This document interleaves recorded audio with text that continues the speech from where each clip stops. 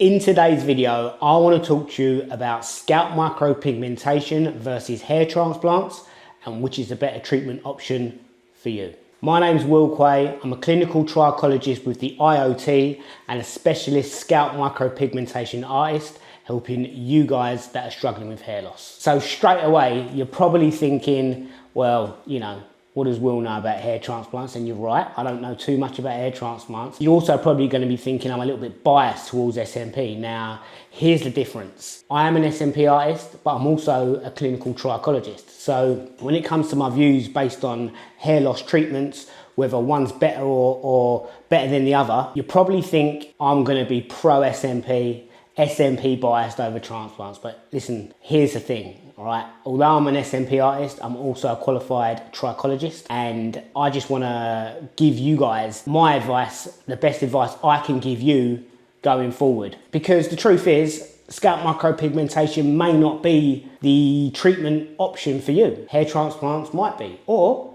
you may then decide, do you know what, a hair transplant is for me. So in this video, I'm going to just explain to you, I think the easiest way to get my point across in this video is to just tell you a little about the pros and the cons with scalp micropigmentation and some of the pros and cons when it comes to hair transplants. Now, disclaimer, I am not a hair transplant surgeon. I'm a scalp micropigmentation artist, but I am a clinical trichologist. So I have studied hair transplants, not in the depth of any sort of surgeon. I hold my hands up. I'm not that qualified, but I do know about hair loss and scalp conditions and treatments going forward. So I want to just start off by saying this is not like a video to slate one or the other. Now, I think personally they've both got a place in the industry when it comes to hair loss. It's just figuring out what's going to best suit you. Now, I'll start by talking about SMP, scalp micropigmentation, as I am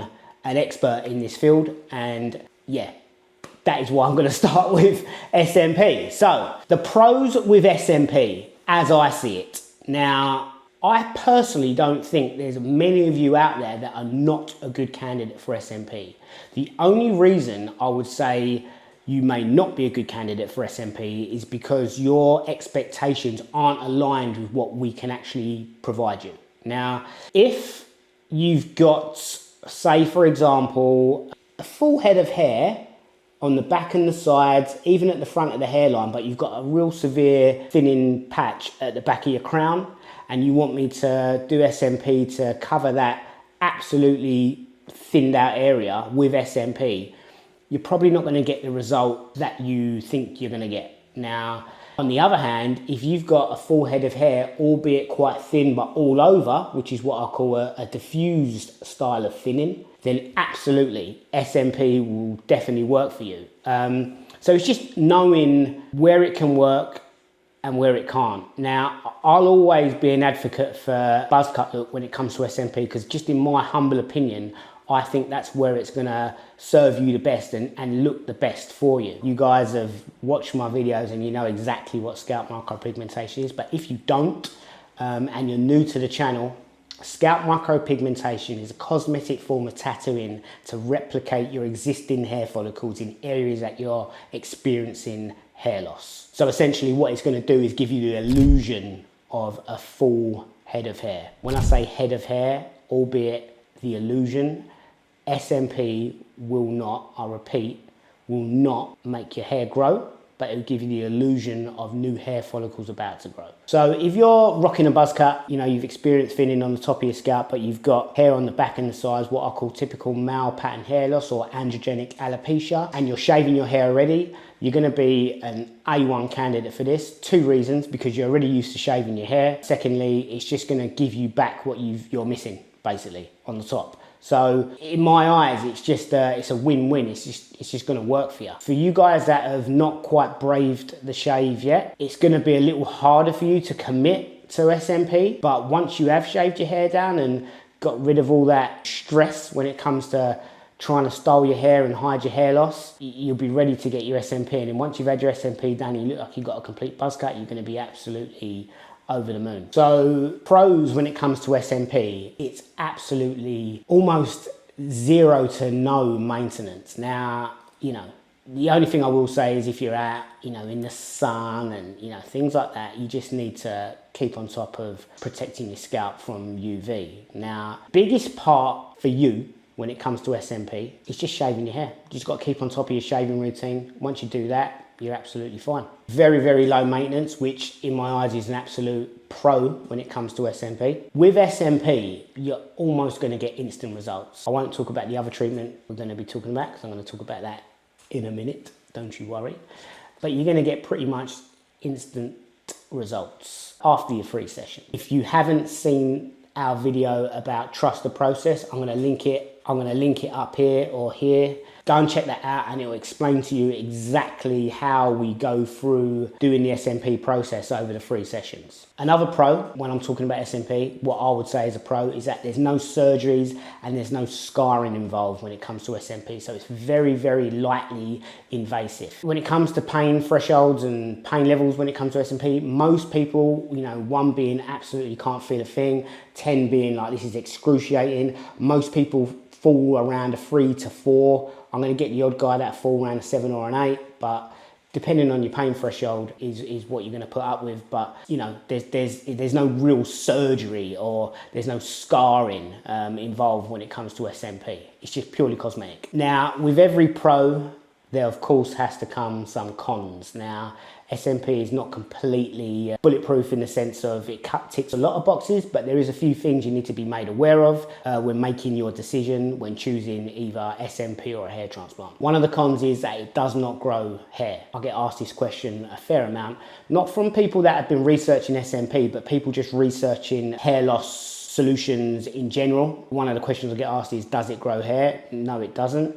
In very, very, very rare cases, it has done. But that's just purely to the fact of, we're jabbing a needle in your head, so it may stimulate blood flow, which can stimulate the hair follicle, and in very, very, very rare cases, promote hair growth. But there's a 99.99999% chance that is not going to happen. Another con, which I wouldn't really say is a con, is that you're going to need touch-ups. Now, our touch-up for our existing clients are roughly about a 50% discount to your original treatment session cost. Now, so it's affordable. You're not paying for the whole treatment again. It's just a 1 session touch-up usually. When do you need a touch-up? How long's a piece of string?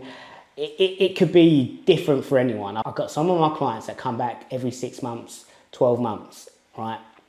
They don't need a touch-up. They might want to just come and see old Willy boy. I don't know, but I'll tell them, like, look, listen, you don't need a touch-up. If you want one, we can do one, but you don't certainly need one. Most people will require a touch-up after 2 to 5 years, okay? So that's for most people. Some people, after a year, they want to come back and get their first touch-up and then leave it longer till they get their second touch-up. So everyone's different. We're not doing your SMP so that you have to come back. We're doing your SMP so that it will last you for as long as possible. The way I work and the way I do my impressions, I want longevity. The less ink we can put in your scalp, the better. Less is definitely more. It sounds cheesy, but less is more. So if you don't come back for a few years and you're like, well, I'm over the moon, I'm super happy with my SMP, sweet, go and enjoy it. Just live your life, do all the things that you're supposed to do, and enjoy your SMP. If you feel like you need a touch-up and you want to just bring it back to life, come back. There is no pressure when it comes to getting touch-ups with us here. We're not trying to force you to get touch-ups.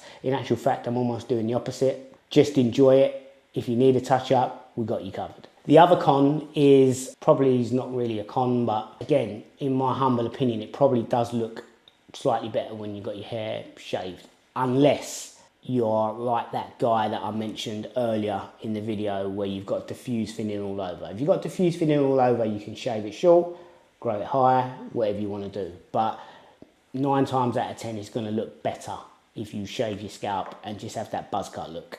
But again, when I do female SMP or diffused thinning where you've got hair to work with the SMP, it can work.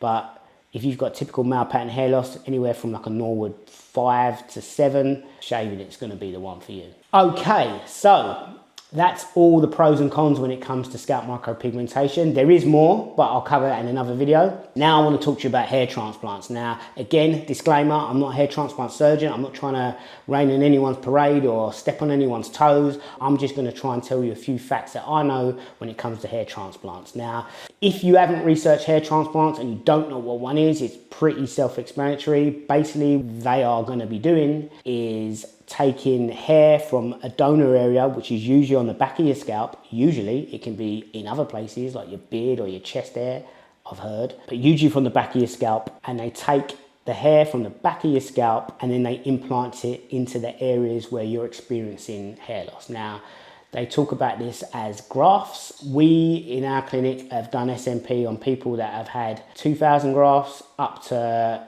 nearly 12,000. So that's what a hair transplant is. Usually they do it in two methods.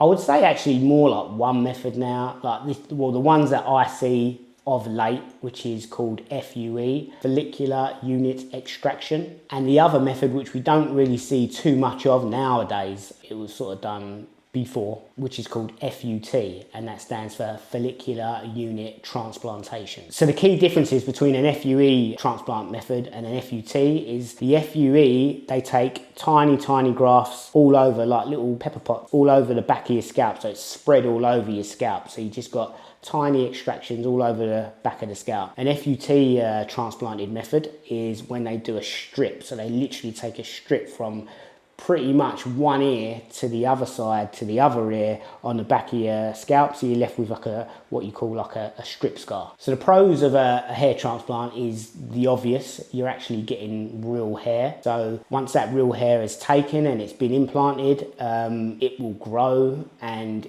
you will have the appearance of a fuller head of hair. It is a permanent solution if you're a good candidate for hair transplants. It's the same as SMP. If you're a good candidate for SMP or a good candidate for hair transplants, then it's going to work for you. Okay, so going on to the cons of a hair transplant or the negatives of a hair transplant, usually they're quite expensive. Now, it's like anything, right? I can go and spend 20 quid on a pair of trainers, or I can go and spend 550 quid on a pair of trainers. It's not to say one trainer is better than the other, but there is a difference in quality and class. Now, I feel like you're going to find that same difference even when it comes to SMP or hair transplants. Now, not to say you've got to go for the cheapest or the most expensive, you just need to find the right surgeon or the right artist for you.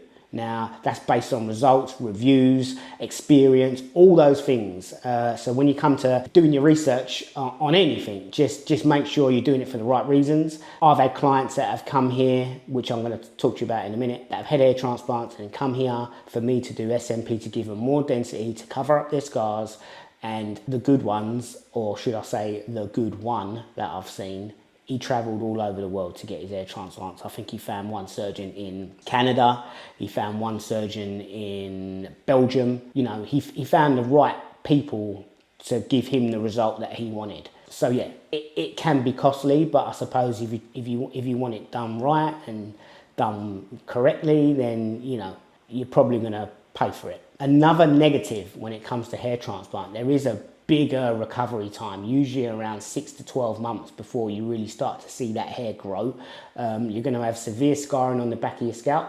That's going to be another con or another negative. I don't know if that's explained enough during the consultation process when it comes to hair transplants. Perhaps it is, I don't know. But yeah, you will experience some scarring. Now, again, if you're the right candidate for hair transplants, i.e., in my opinion, and again, hold my hands up, I'm not a hair transplant surgeon, but how I would be looking at it, if you've got like your temples receded a little bit, but you've got a full crown and you've got a fair amount of hair on your scalp and you just want your hairline back in to look a little bit more youthful, I would say you're a good candidate for a hair transplant. If you're what I would call like a typical like Norwood 7, where you've just got hair on the back of your scalp, side of your scalp, nothing on the top, in my humble opinion, I don't think you're a good candidate for a hair transplant, because I just think you're going to need too much coverage and you're not going to get 4,000, 5,000 grafts on the back of your scalp, dump them on the top of your head, and it's going to be enough and it's going to look full. Again, my opinion, I could stand corrected. There may be people out there that were a Norwood 7 and have got a full head of hair and you can't notice a difference.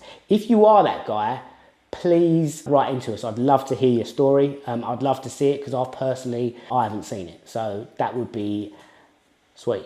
So in closing, to, you know, what's going to be right for you, a hair transplant or SMP. Now, if you want hair and you're not sort of veering away from that, you don't want the illusion of hair and you want hair, then go for the hair transplant. You know, you're not going to be happy unless you've got that. So if you want actual hair, actual real hair, go for the hair transplant. If you want a non-surgical solution and you're just happy with the illusion and you want instant results, then I would say SMP is definitely going to be right for you. And as well, if you're happy about shaving your hair, then ditch the transplant, just go straight with SMP. Now, another thing I will say is if you did get SMP and it didn't appease you and you still wanted hair, that in my opinion, again, is probably a better way round to do it. Now, my reasons for that is once you've had a hair transplant, we can do SMP after. Right? We have to wait 9 to 12 months after, but if you require more density, we can do it. But, and there is a but, we can only give you the results based on the canvas that we're working on. Now, if you have got a hair transplant, chances are there's going to be an amount of scar tissue that we're having to work over to get the SMP to stick. Now, you just probably are not going to get as good of a result in comparison to someone that's just got a fresh, clean, healthy scalp, no scar tissue, no transplanted hair. So I would say give SMP a go. And if you still want to transplant after that, which I doubt you will, but if you still want to transplant after that, then just get it done. And then we can always touch up your SMP after. If you did it the other way around and got a transplant, which a lot of you guys have done, and we can obviously do SMP, but I'm just saying if you was looking in, if you found this video and you just wanted some advice on what I would do, that's what I would do. Now, if you had a hair transplant and you want us to do SMP to give you more density and cover your scars, yes, we can definitely do that. Again, I would advise shaving your hair short so we can get it looking the best we can, and then you can grow it back and do what you like. But chances are you're probably going to keep it short after that. So I'm going to close this video off by saying which is better. You know, there's not one better than the other. They're just both two good options. At least there's options out there for you guys that are suffering with hair loss. And then just based on information you may get from this video or information you may get from other videos, make a decision that's right for you. Now, one thing we haven't touched on, or we've sort of loosely touched on, you know, SMP and hair transplants work great together, you know. Get SMP, then get a transplant, or get transplant and you feel, you know, I haven't quite got the density that I require, top it up with SMP. Which way around you want to do it. I've told you which way I think's best, but yeah, we have clients in all the time that have had hair transplants, not quite worked out, and they want SMP for a bit more density. They're in a better place. So, you know, maybe don't choose, maybe just get both. So I'll close the video there. If you have any questions, please drop them in the comments below. You can find all our details on www.scalpnation.co.uk. See you on the next one.